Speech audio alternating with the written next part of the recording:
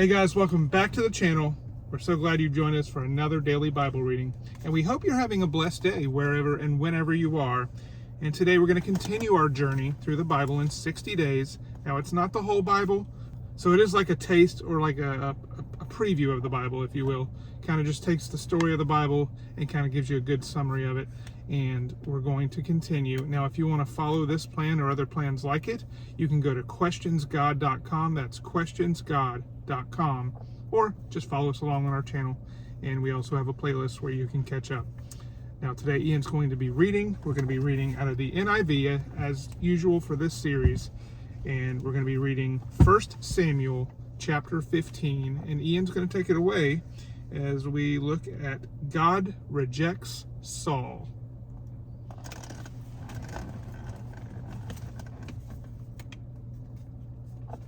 Samuel said to Saul, "I'm the one the Lord sent you to anoint you king over his people Israel. So listen now to the message from the Lord. This is what the Lord Almighty says. I will punish the Amalekites for what they did to Israel when they waylaid them as they came up from Egypt. Now go attack the Amalekites and totally destroy all that belongs to them. Do not spare them. Put to death men and women, children and infants, cattle and sheep, camels and donkeys." So Saul summoned the men and mustered them at Telaim, 200,000 foot soldiers and 10,000 from Judah. Saul went to the city of Amalek. City of what? I keep forgetting. City of Amalek. Amalekites.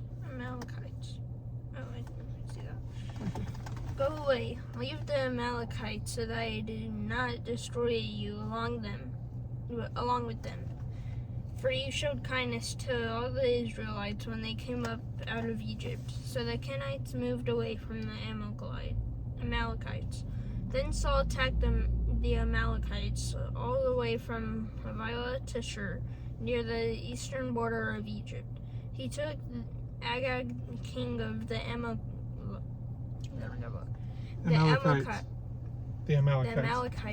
alive, and all his people he destroyed with the sword.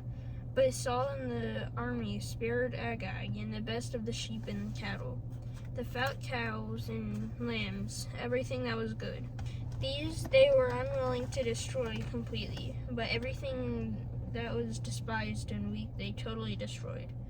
Then the word of the Lord came to Samuel. I regret that I have made Saul king, because he was turned away from me and has not carried out my instructions. Samuel was angry, and he cried out to the Lord all night. Early in the morning, Samuel got up and went to meet Saul, but he was told, "Saul has gone to Carmel. There he has set up a monument in his own honor and has turned and gone on down to Gilgal." Then when Samuel reached him, Saul said, "The Lord bless you. I have carried out the Lord's instructions." But Samuel said, "What then is this bleating of sheep in my ears? What is the lowing of cattle that I hear?" Saul answered, "The soldiers brought them from the Amalekites. They spared the best of the sheep and the cattle to sacrifice to the Lord your God, but we totally destroyed the rest." "Enough," Samuel said to Saul. "Let me tell you what the Lord said to me last night." "Tell me," Saul replied. Samuel said, "Although you were once small in your own eyes, did you not become the head of the tribes of Israel? The Lord anointed you king over Israel, and he sent you on a mission saying, 'Go and completely destroy those wicked people, the Amalekites. Wage war against them until you have wiped them out.' Why did you not obey the Lord? Why did you pounce on the plunder and do evil in the eyes of the Lord?" "But I did obey the Lord," Saul said. "I went on the mission the Lord assigned me. I completely destroyed the Amalekites and brought back Agag, their king. The soldiers took sheep and cattle from the plunder, the best of what was devoted to God, in order to sacrifice them to the Lord your God at Gilgal." But Samuel replied, "Does the Lord delight in burnt offerings and sacrifices as much as in obeying the Lord? To obey is better than sacrifice, and to heed is better than the fat of rams. For rebellion is like the sin of divination, Yes. and arrogance like the evil of idolatry. Because you have rejected the word of the Lord, he has rejected you as king. Then Saul said to Samuel, I have sinned. I violated the Lord's command and your instructions. I was afraid of the men, so I gave in to them. Now I beg you, forgive my sin and come back with me so that I may worship the Lord.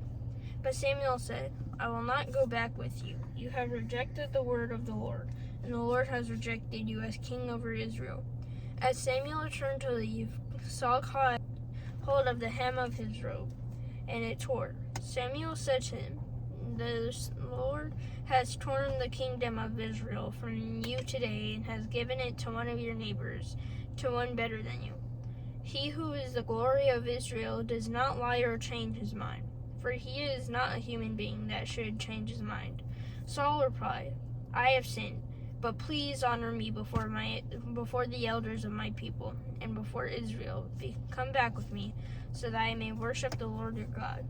So Samuel went back with Saul, and Saul worshipped the Lord. Then Samuel said, Bring me Agag, king of the Amalekites. Agag came to him in chains, and he thought, Surely the bitterness of death is past. But Samuel said, As your sword has made women childless, so will your mother be childless among women. And Samuel put Agag to death before the Lord at Gilgal. Then Samuel left for Ramah, but Saul went up to his home in Gibeah of Saul. Until the day Samuel died, he did not go to see Saul again. Though Samuel mourned for him, and the Lord regretted that he had made Saul king over Israel. All right. That was awesome, Ian. Thank you so much for reading that. We thank you for joining us. We're going to continue our journey. And remember, guys, we try to put out videos daily. We do our Monday through Friday Bible readings, and then we do our fun family videos on the weekends, or just kind of a variety of videos on the weekends. But thank you for joining us. We're approaching the halfway point in this series, and we will see you on the next one. God bless.